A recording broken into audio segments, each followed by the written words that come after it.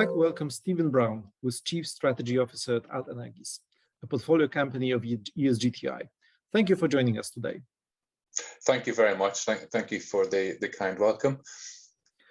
What do you consider the key growth drivers or needs in the clean tech sector today? To put it in financial terms, globally, the headline figure of the latest analysis of the cost of achieving net zero emissions is a staggering $9.2 trillion each year, and that's every year between now and 2050. That comes a grand total of $275 trillion worth of investments in energy assets and land use systems, equaling between 9 and 6% of global economic output. Quite a staggering figure. Let's now talk about clean growth, which means growing our national income while cutting greenhouse gas emissions. Quite a difficult task to achieve in unison. Achieving green growth, which while ensuring an affordable energy supply of businesses and consumers, is at the heart of UK's international and industrial strategy.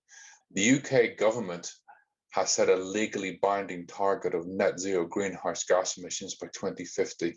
And this has decreased emissions substantially since 1990, mainly because of the switch away from coal to natural power and renewable energy. The wind power is of course one of the largest sources of renewable energy in the UK and is expected to continue to grow. So will be an important factor in achieving a net zero. The UK government included wind power in the 10-point plan for a green industrial revolution. The UK have reduced emissions faster than any other G7 nation. A good example of this is offshore wind, where costs have halved in the last few years, and combining sustained commitment across different governments and targeted public sector innovation support, harnessing, of course, the expertise of engineers working in offshore conditions and private sector supporting actions, has created the conditions of a new energy to flourish whilst cutting emissions. Electricity generation from wind power in the UK has increased by a staggering 715% from 2009 to 2020. The UK has the largest offshore wind farm in the world, located off the coast of Yorkshire. According to the National Grid, 2020 was the greenest year on the record for Britain, while record high levels of wind power generation. I'd now like to talk about the key technologies trending on the horizon.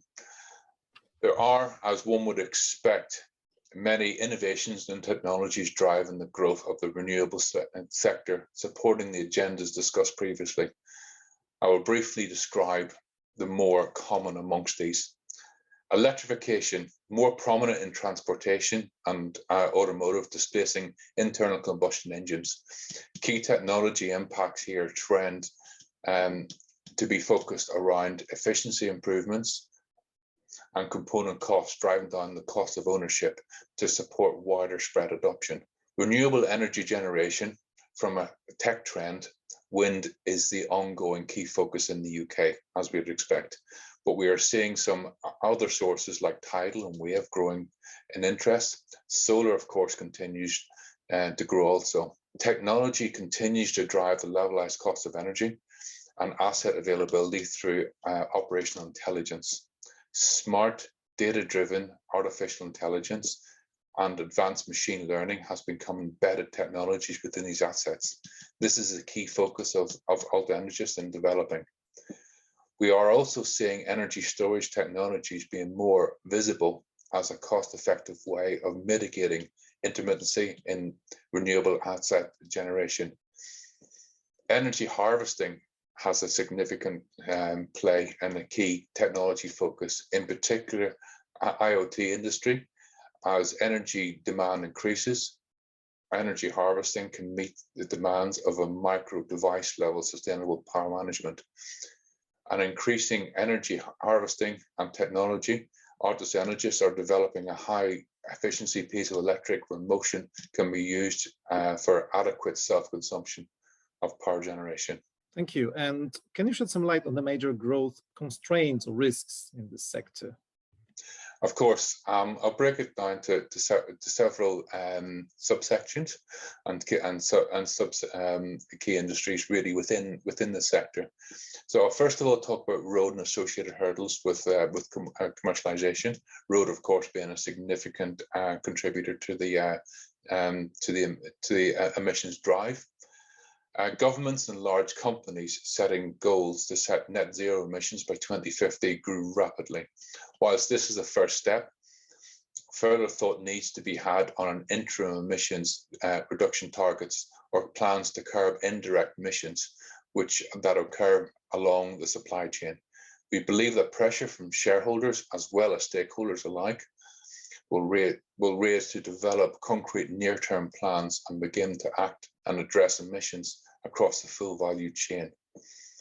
A key challenge moving forward with balancing actions between environmental and social when implementing climate transition plans to account for impacts on developing nations. Of particular efforts to promote the low carbon economy will be disrupted by the absence of credible plans to promote economic and social inclusion, address the affordable critical services and availability of decent work. This sustainable development goals are focusing on both prosperity and protecting the planet. So we must focus on not only developing clean energy, but also making it affordable. I will now talk about replacement versus improvement of current technologies. And ultimately, where does the solution lie? That's a key question we really need to answer. The solution lies somewhere in between, is the reality of the situation. There are plenty of nascent technologies lining up to make a huge impact. Electrification for transportation, for example. The nuclear industry are poised to be long-term opportunities to solve the current crisis. But ultimately, there needs to be more efficient solutions implemented whilst new technologies are being developed and validated. Making current wind cheaper and more reliable is a key part of the energy transition and part of the new energy generation, which is where AltEnergis has particular focus. Thank you. And which regulations and government initiatives will have the largest impact on the further development of the sector? There are many government initiatives which will drive the development of the sector. I'll focus on several of these. A breakthrough agenda announced in COP26 named power, road transport, steel, hydrogen, and agriculture as specific drivers to really develop the sector. Specific to AltEnergis, our focus would be on improving the reliability and affordability of the power side of things, which will ultimately drive the overarching infrastructure. In the UK, there is a published energy white paper to achieve net zero by 2050, detailing the Prime Minister's 10-point plan. Within the plan, the quadrupling of installed wind power to 40 gigawatts by 2030, which will in essence enable 60,000 jobs alone, supported of course by technology reducing the levelized cost of energy, the use of smart technologies including innovative powered generation and storage. Thank you. And in this context, could you talk a little bit about some of the technologies and energy sources that AltEnergis focuses on, which you would classify as clean or green? Yes, of course, and really before we go there, I would like to really focus on sort of the government schemes which are going to be very much enabling those technologies. Over the last few years, UK Government's Innovation Agency has within the UK has had a constant focus on climate change and net zero, and these will ultimately enforce stricter ESG principles. So the partnerships with academic bodies is incredibly valuable, and I think talking to those, I think is also something that we really need to be doing. This is driven by grassroots innovation, and through thought leadership from academic institutions, support wider industries and unbiased research with IP, whilst feeding value into development of new technologies in conjunction with the industry. Academic bodies also provide a selection of financial grants, which of course support the development of the technologies, and ultimately the IP which is developed within the universities and academic bodies can actually come to industry, and we can benefit from the growth of these technologies. At a very much at a broader level, AltEnergis is focused on the development of the technologies that meet a number of sustainable development goals and score highly within ESG, particularly in areas concerned with the fight against climate change and making affordable clean energy. This is aligned to 4 key focus areas, and these were in fact on the UN Sustainable Development Goals, namely responsible consumption and production, sustainable cities and communities, industry, innovation, infrastructure, and affordable clean energy. AltEnergis is an accelerator of making these exciting, innovative IP with the cleantech ESG space, acquiring novel technologies from across the UK and Europe and developing them into commercialization, really focusing on not only development of clean energy, but also making it affordable. The main technology focus is on the enablement side of the green space, and very much on the energy generation side. So rather than reinventing the wheel, the company works on an industry pull perspective for the focus on sourcing technologies with an identified need. So I'd like to talk about a piezo technology, where the world is really looking for new ways to harvest more energy than previously possible in a completely perpetual way. So very much looking at sustainable sources of energy generation. Piezoelectricity is a fascinating and growing area within the alternative energy generation, particularly within the microelectronics and the IoT drivers, where electricity is generated at no cost, no effect on stress, strain, movement, vibration.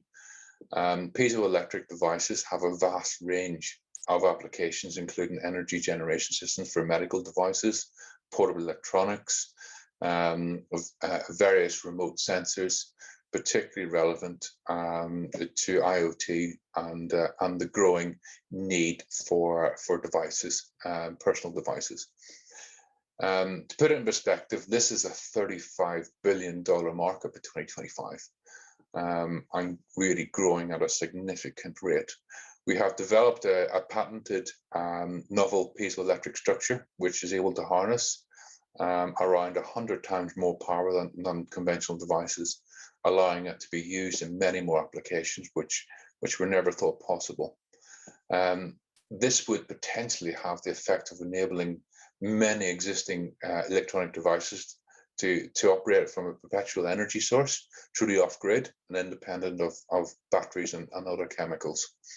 Another technology we're really focusing on is wind turbine gearbox technology. The goal here is to drive down the cost of wind power and make it more effective, completely viable and reliable source of energy. The foundation of the technology we have is an intelligent sensor which gives unbiased direct data from a gearbox component, conditioning enabling, reliable predictive maintenance, reliable failure prediction, and operating performance management, which gives the biggest single OPEX cost reductions for a wind turbine operator.